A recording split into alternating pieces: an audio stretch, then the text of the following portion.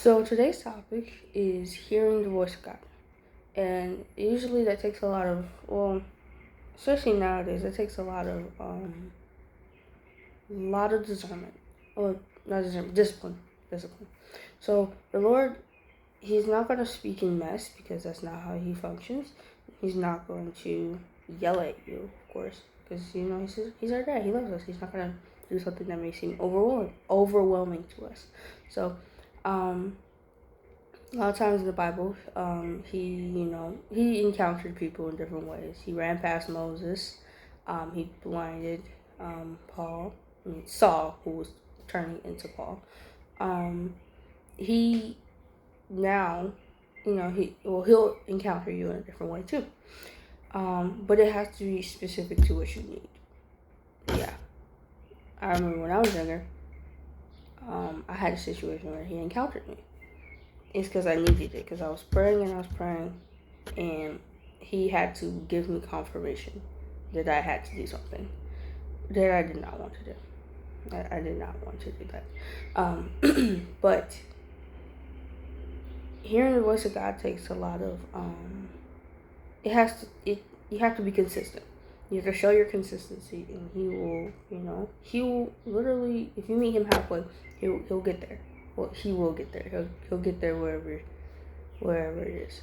But consistency in praying or reading and fasting and stuff like that. But I just learned that fasting isn't a hunger strike to get God's attention. It is you commanding your flesh and taking control over it, which honestly is amazing to learn.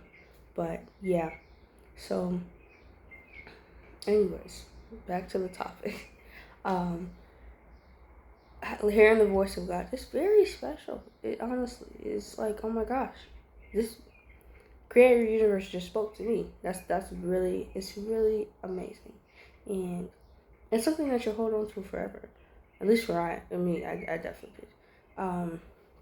It is and thinking about it, you won't be like, oh, it wasn't him, or was it not? You'll know it was him, because it's like, and even when I had someone ask me about it, it's indescribable. I can't really describe the voice. I mean, you could tell it's a man, but yeah, that's just about it. But hearing the voice, you have to be able, you have to be consistent. Or I say consistent because you have to be able to hear past the noise. And being able to hear past the noise is being consistent in your word, being, consecrated. Consecrated or sanctification. I think it's consecration. Where you are, oh my gosh, what is the word? Okay, so consecrated is when you are set apart so to get to another level. Or if that's sanctification, I'm so sorry. But basically, you're trying to get to a better level of your relationship with the Lord. Because you want to, or you're called to. Point blank, you're getting closer to God. And once you get closer and closer to God, the Lord will speak to you, or He'll, in special ways, of course, but He'll have you have a friendship. He'll be like the other friend, and you're trying to talk to each other, you spend time with each other, you put things in consideration of each other. In any relationship, I mean, you should, unless that's not your relationship. But, yeah, so you have to be consistent, because you can't hear the Lord. I don't think you can hear the Lord while listening to secular music, doing works of iniquity, unless the Lord is calling you out, and He knows that's the one way, or that's the special way to get you. And that makes you think, everything. I learned this last year. Everything works. Everything happens for a reason. People being born in the religion, people being born out of the religion, it all happens for a reason, because that's a specific way that you're going to have a relationship with the Lord. The Lord knows that if you're not born in religion, if you're not familiar with the customs, then you probably wouldn't be getting close to the Lord. as much as you are now. And if you were, pulled out from, being in sin and all that stuff, the Lord knows that you're not going to go back because you know how much the Lord has changed you and how much better you feel. So everything happens for a reason. Whenever, because, people are like, oh, why? And I get it. I've done it before, even though I know this lesson. Like, Lord, why is this happening? Oh, right. It's happening for my future purpose, which is amazing to think about. But at the same time, it's like, dang, I don't want to go through this. So it's like, I'm sorry if I'm talking fast. It's like thoughts popping out. But, yeah. Also fear of the Lord, you have to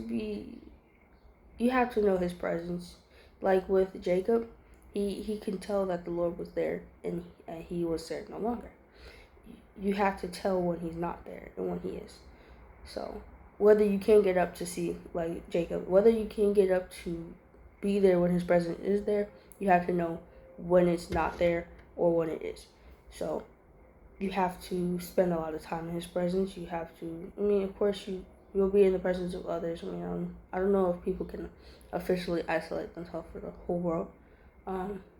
Because it says iron sharpeneth iron, be around like-minded people. But, yeah.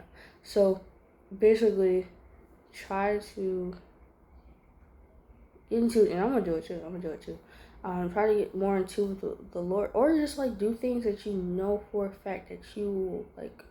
For example, me, I may not be able to go outside all the time and talk to the Lord, but I know that like when I'm by myself, I definitely acknowledge, oh, he's with me. So I'll just like talk to him about things that's going on, or things I'm thinking about, or things that I want to do in the future. Because people keep talking about my future, and I'm like, no, but it's gonna happen regardless. But it's gonna be all well. But regardless, try to do something that you know for a fact you'll be consistent in. Like for example, if you're reading a chapter a day is the thing in which you're most consistent in, you should definitely do it. Everybody uses the word, and even if you could meditate on it for a few days. Of course, I know for a fact I used to read a chapter every day. I wouldn't meditate on it like I should have, but I read it because it brought me joy. I would be very irritated if I didn't do it longer than normal, and that was quite something. But in order to hear the Lord, you have to like you have to have a relationship.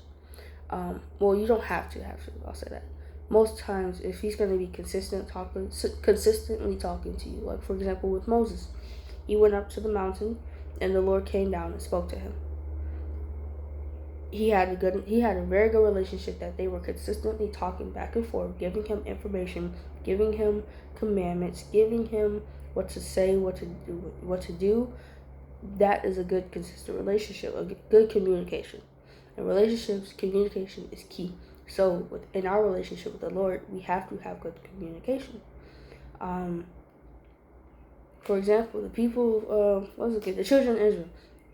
I don't think, Korah or, Miriam, I don't know, Miriam probably had like, a more of a relationship as she went on, and so did Aaron probably. I don't know about Zipporah, Moses' wife, but they didn't, they don't still, you don't read, I didn't see it in the Bible. If it is in the Bible, I am sorry, but I did not see in the Bible that, they talk to God consistently. I know the sons of Aaron, they were they're famous for doing something, I forgot, but they are known after Moses and stuff, but Moses had a really good consistent relationship. I would believe David did too, because he wrote songs to the Lord, so I believe he would have talked to the Lord, and he was a man after the Lord's heart, which is really sweet. I don't know, about all of those other people, but anyways, Moses is a really good example of having a good, consistent communication with God, because that helped him go through life. He had a speech impediment or like something with his speech, and because of the Lord. Because of his connection and relationship with the Lord, he was able to overcome it and be able to do what he was called to do. So communication is key because the Lord, he'll give you things that you need. He knows what you need. So why don't you talk to him? Get your help. I mean, it's not like you have to pay to talk to him, or you have to do a certain thing, or be embarrassed or something. So you just talk to him, and that you'll get the information. Whether it is him speaking, someone else speaking to you, you seeing something, or even having a dream or vision, which would be all of those would be amazing, as long as it is a clear answer. Because sometimes the Lord does not give clear answers, which is really unfortunate. But eventually you'll get it. So yeah.